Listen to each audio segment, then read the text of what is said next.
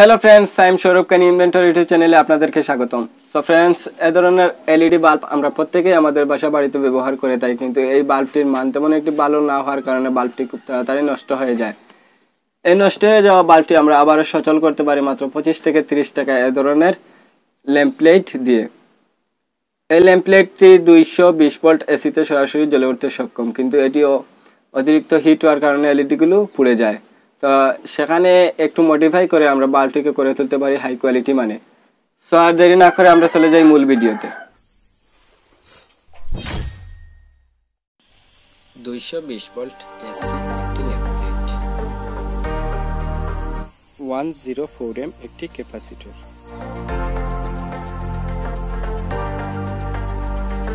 প্লেটটির এখানে একটি পয়েন্ট দেওয়া আছে, এই পয়েন্টে ক্যাপাসিটরটি লাগিয়ে নিব।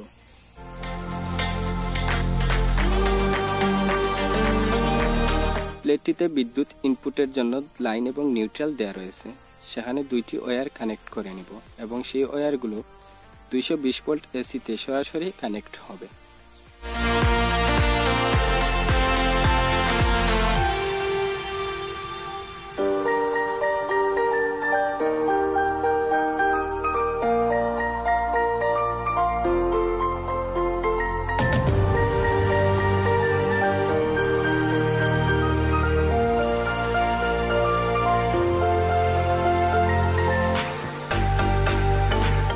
প্রয়োজন হবে একটি ড্যামেজ এলইডি বাল্ব।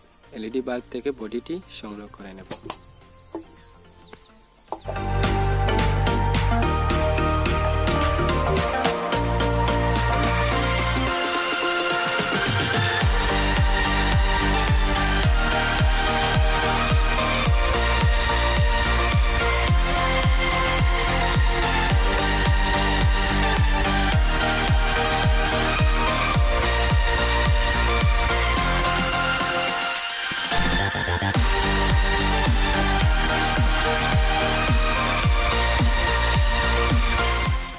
অবশ্যই আমাদের প্রয়োজন হবে ভালো মানের হিটসিঙ্ক। হিটসিঙ্ক মূলত অ্যালুমিনিয়াম দ্বারা তৈরি, যে কোনো অ্যালুমিনিয়াম দিয়ে হিটসিঙ্ক তৈরি করতে পারবেন।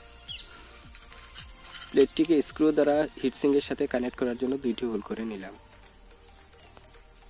এখানে আমি আরও অ্যালুমিনিয়ামের হিটসিঙ্ক ব্যবহার করছি, এতে করে ল্যাম্প প্লেটটি হিটের কারণে পুড়ে যাওয়া থেকে সুরক্ষিত থাকবে।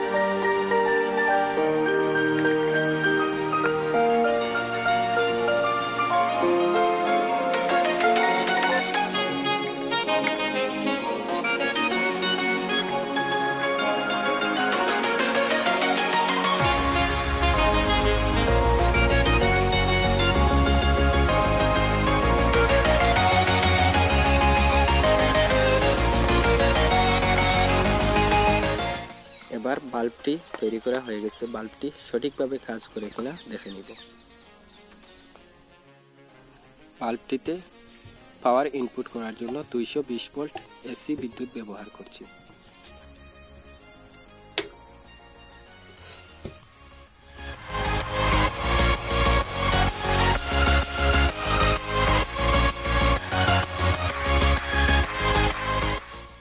আশা করি আপনারা সকলেই জানেন যে ক্যামেরায় আলো ব্লিঙ্ক করে, তো এটা ভাববেন না যে এলইডিগুলো ব্লিঙ্কিং করছে।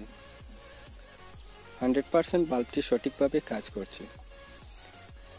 এভাবে আরও একটি বাল্ব আমি 3 দিন আগে তৈরি করেছি এবং সেই বাল্বটি 3 থেকে 4 ঘন্টা কন্টিনিউ অন রেখেছি, কোনো সমস্যা দেখা দেয়নি।